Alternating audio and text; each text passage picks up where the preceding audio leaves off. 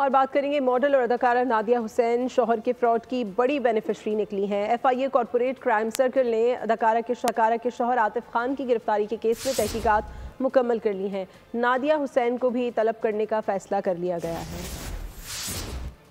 Atif Khan fraud case, अदाकारा नादिया हुसैन भी FIA के शिकंजे में आ गईं। शौहर के फ्रॉड में बड़ी बेनिफिशरी निकली।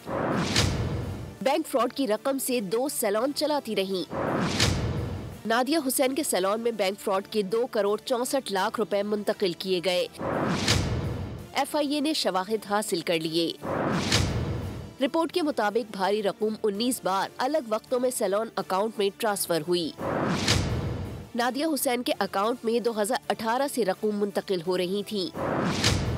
शौहर आतिफ खान के बैंक फ्रॉड की वजह से कंपनी को 1 अरब 20 करोड़ रुपए का नुकसान पहुंचा। आतिफ खान कंपनी के पैसों से जाती अकाउंट्स चलाता था। जाती बिजनेस का तमाम खसारा बैंक के खाते में डाल देता था। आतिफ खान ने अपने खसारे के 54 करोड़ बैंक के खाते में डाले।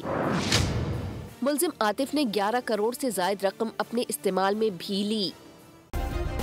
सब्सक्राइब करें और बेल दबाएं ताकि कोई खबर रह न जाए।